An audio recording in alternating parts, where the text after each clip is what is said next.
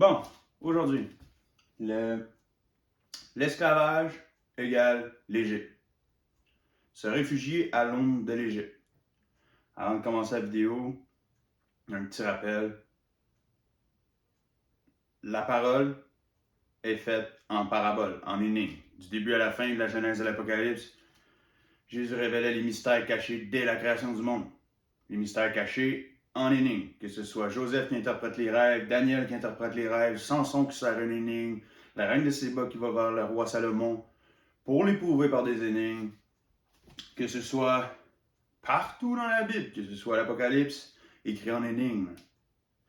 Si tu veux comprendre les énigmes, tu comprends les symboles. Que celui qui a de la sagesse, que celui qui a de l'intelligence, qui calcule le nombre de la bête. Un énigme. Si tu comprends les symboles, tu peux comprendre les énigmes. So, aujourd'hui, l'Égypte égale esclavage.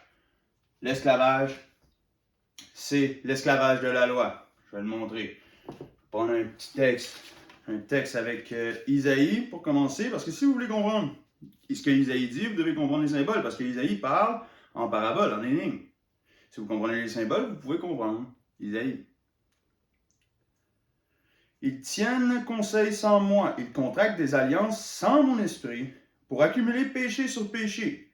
Ils sont en marche et descendent en Égypte, sans me consulter, pour chercher un refuge auprès du Pharaon, et chercher un abri à l'ombre de l'Égypte. Le refuge du Pharaon tournera à votre honte, et l'abri à l'ombre de l'Égypte à votre confusion. En quoi l'Égypte est une confusion? Maintenant, pour comprendre ce que c'est l'Égypte, parce que peut-être que vous ne croyez pas que l'Égypte représente la loi, l'esclavage est donc la loi. On va prendre Galates. J'étudie, c'était Isaïe 30 que je viens de lire. 30 versets, je crois, 2, un peu plus loin. Donc, Galates 4, verset 21. Dites-moi, vous qui voulez être sous la loi, n'écoutez-vous pas la loi, car il est écrit qu'Abraham eut deux fils, l'un de la femme esclave et l'un de la femme libre.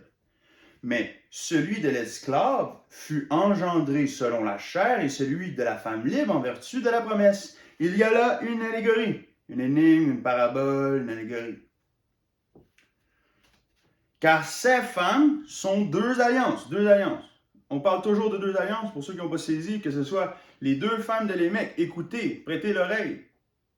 Écoutez attentivement, femme de Lémec, j'ai tué un homme pour ma blessure, un enfant pour ma meurtrissure. Je me demande qui a été tué pour nos blessures. Je me demande c'est quoi son nom. On ne sait pas. On sait-tu ou on ne sait pas? Il y a là une allégorie, car ces femmes sont deux alliances. Toujours, tu vas avoir deux alliances, mets toujours le sel de l'alliance sur ton sacrifice. Il y a là deux alliances. L'une, celle du mont Sinaï, enfante pour l'esclavage. C'est Agar. OK? C'est Agar. Agar, c'est le mont Sinaï en Arabie. Elle correspond à la Jérusalem actuelle, car elle est dans l'esclavage avec ses enfants, mais la Jérusalem d'en haut est libre. C'est elle qui est notre mère. Donc, deux alliances. La première, parce que Ismaël est arrivé en premier, l'enfant de l'esclave est arrivé en premier, c'est la loi. La première, Agar. Agar, l'une, celle, il y a la allégorie car ces deux femmes sont deux alliances. L'une, celle du mont Sinaï, enfante pour l'esclavage. Agar, enfante pour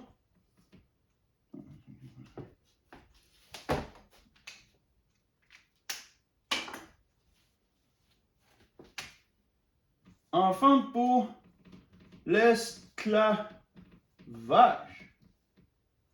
Boum. Première alliance, Agar. Agar, enfante pour l'esclavage. Maintenant, Agar, c'est le mont Sinaï. Mont Sinaï. Sinaï, whatever. Le mont Sinaï. Elle correspond à la Jérusalem actuelle. Le mont Sinaï, c'est en Arabie.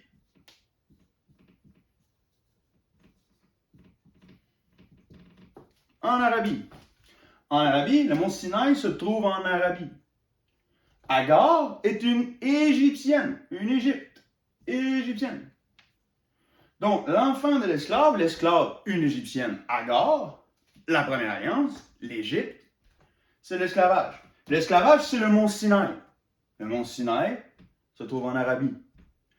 L'enfant de Agar est le père des Arabes, Ismaël.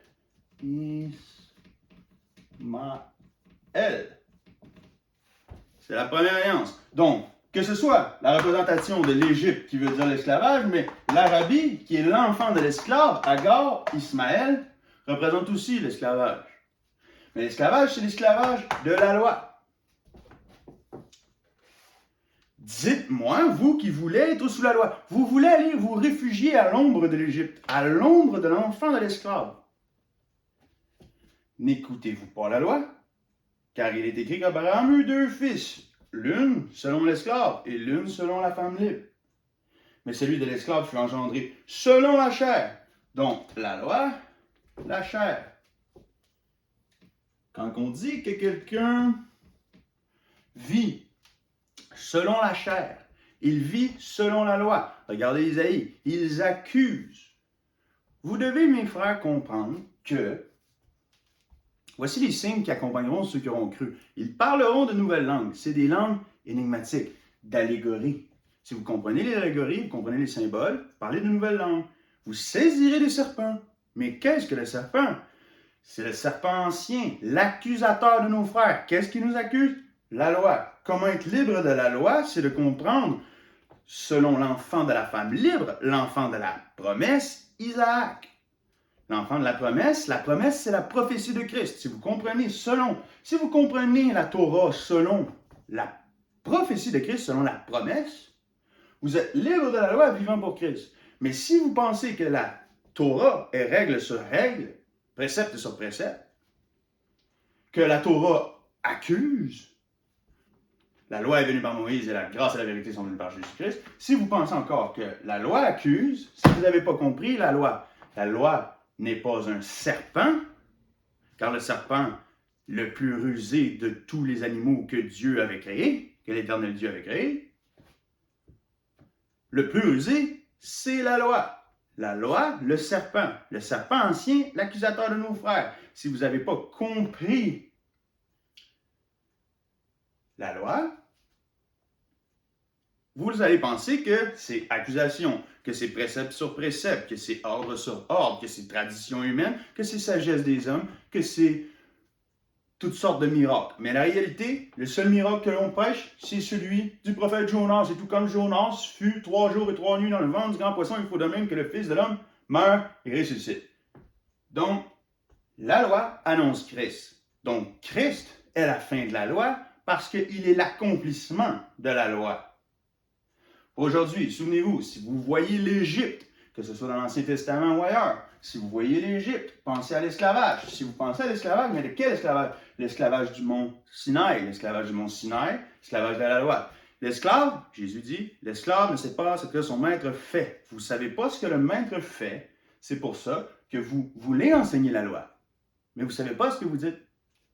Parce que vous ne comprenez pas. Mais celui qui comprend que la loi est une image, est une ombre de Dieu. Il créa dans son ombre, à son image, à sa ressemblance, dans son ombre. L'ombre des réalités à venir, c'est le Sinaï. Si vous n'avez pas compris que l'ombre des réalités à venir, c'est la loi, la Torah est une ombre de Christ. Elle n'est pas la représentation parfaite, mais une ombre de Christ en énigme, en allégorie. Tout le temps, représenté sous 2 témoins, que ce soit Ismaël, Isaac, Isaïe, Jacob, Léa, Rachel, Pénina et Anne. Le père de Samuel avait 2 femmes, Pénina et Anne. Que ce soit David, Saül, Jean-Baptiste, Jésus, Marthe, Marie, que ce soit l'eau, le feu, peu importe ce que vous parlez, toutes ces images-là représentent toujours la même chose. Il s'agit là de 2 alliances. Mais vous devez comprendre les symboles. Aujourd'hui, le symbole que vous pouvez comprendre, c'est que l'Égypte représente l'esclavage. L'esclavage, c'est le mont Sinaï, en Arabie, enfant d'Agar, l'Égyptienne. Tout ça, c'est la loi. Mais Christ met fin à la loi en se présentant à nous. La loi annonce Jésus. Jésus arrive, c'est la fin de la loi. C'est la fin de la Torah. Il y a deux Torahs, l'une selon la chair, l'une selon l'esprit, l'une selon ce que tu peux voir, l'une selon les choses des hommes, et l'une selon les choses de Dieu. Et les choses de Dieu, c'est Christ Jésus notre Seigneur. Dieu, ces choses à lui, sont en Christ. Donc, souvenez-vous, l'Égypte, l'esclavage, la loi. Bonne recherche. Celui qui cherche trouve, celui qui cherche trouve, celui qui frappe joue. À plus.